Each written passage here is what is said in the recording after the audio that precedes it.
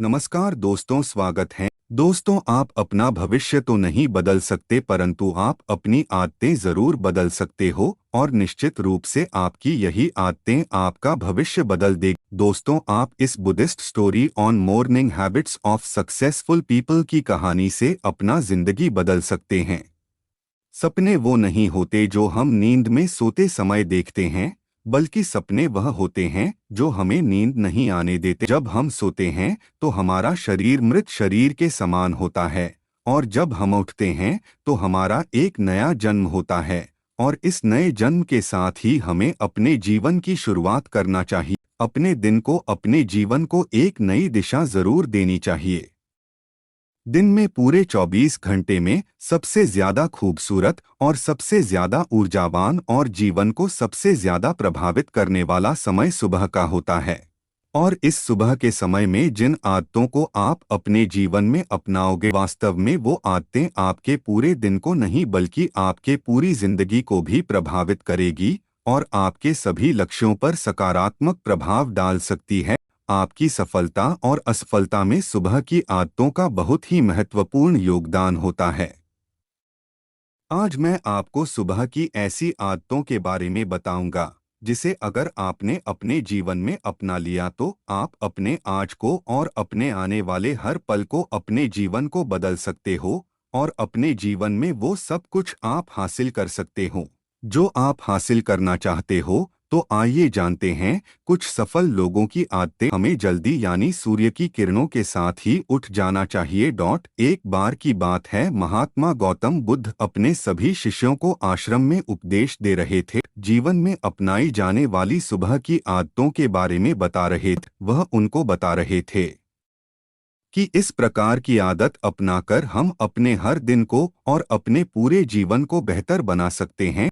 फिर महात्मा बुद्ध अपने शिष्यों से कहते हैं कि हमें जल्दी यानी सूर्य की किरणों के साथ ही उठ। जब सूर्य की किरण निकलती हैं तो पूरी प्रकृति को ऊर्जा प्रदान करती और हमें भी ऊर्जा का आनंद उठाना चाहिए। जो व्यक्तित्व और सूर्य की ऊर्जा को ग्रहण नहीं कर सकता और पूरे दिन निराश रहता है, उसका पूरा दिन आलस से भरा रहता है। और फिर महात्मा गौतम बुद्ध दूसरी आदत बताते हुए शिष्यों से कहते हैं, हमें सुबह उठते ही सबसे पहले सभी को आभार प्रकट करना चाहिए।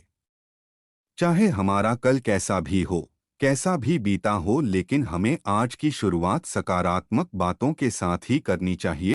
हमें सुबह उठते ही सबसे पहले सभी को आभार प्रकट करना चाहिए। हमें उन लोगों का धन्यवाद।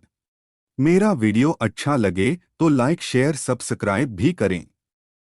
कृपया आपका कृपा दृष्टि मेरा ऊपर बनाए रखें। करना चाहिए जिन लोगों ने हमारे बुरे समय में मदद की है। हमें उस परमपिता परमेश्वर को बहुत ही धन्यवाद देना चाहिए जिन्होंने हमें यह स्वस्थ शरीर प्रदान किया। और हमारे अंदर किसी भी प्रकार की कोई कमी नहीं है। हम स्वयं चल सकते हैं, बोल सकते हैं, सुन सकते हैं, इस प्रकृति की सुंदरता को देख सकते हैं, चिड़िया के चहचहाने की आवाज को सुन सकते हैं, नदियों के बहने की आवाजों को सुन सकते हैं। क्योंकि बहुत से लोगों ने तो यह देखा भी नहीं होगा क्योंकि उनके आँख नहीं है। कुछ लोगों ने इसे सुना भी नहीं होगा, उनके कान नहीं है। बहुत से लोग तो चल भी नहीं पाते हैं क्योंकि उनके पैर नहीं है। हमें परमात्मा का आभार प्रकट करना चाहिए कि उन्होंने हमें इस काबिल बनाया है कि हम अपना काम स्वयं कर सकते हैं, किसी और हमें निर्भर नहीं रहना पड़ता। जबकि बहुत से लोगों को चलने के लिए भी दूसरों का सहारा लेना पड़ता है और दूसरों के ऊपर निर्भर रहते हैं। हमें इस प्रकृति को, अपने आसपास की चीजों का धन्यवाद करना ही चाहिए जिन्होंने हमारे जिंदगी को इतना सुंदर बनाया है। यह रंग बिरंगे फूल जो हमें खुशबू प्रदान करते हैं, वह नदी जो हमें पीने का पानी उपलब्ध कराती है, ये पेड़ पौधे, ये शुद्ध हवा या फल हमें इस प्रकृति से प्राप्त होते हैं। हमें इन सब का आभार प्रकट करना चाहिए, इनको धन्यवाद देना चाहिए। इन सब ने मिलकर हमारे जीवन को बेहद ही खूबसूरत बनाया है। इसके बाद महात्मा बुद्ध अपने सभी शिष्यों को तीसरी आदत बताते हैं, तुम्हें व्यायाम करना चाहिए। हमारे शरीर के लिए जितना जरूरी भोजन और पानी है, उतना ही जरूरी व्यायाम भी है। व्यायाम करने से हमारा शरीर स्वस्थ और तंदुरुस्त भी रहता है और हमारा मन प्रसन्न रहता है। व्यायाम करने से हमारे शरीर के सभी अंग सुचारू रूप से कार्य करते हैं। हमें ऊर्जा प्रदान जिससे हम अपने कार्य को आसानी से पूरा कर पाते हैं और हमें थकान का अनुभव भी नहीं होता है, जिससे हम बिना थके पूरे कार्य को जल्द से जल्द पूरा कर पाते हैं। व्यायाम करने से हमारा शरीर स्वस्थ व निरोगी रहता है। हमें किसी भी प्रकार का कोई भी रोग नहीं होता है।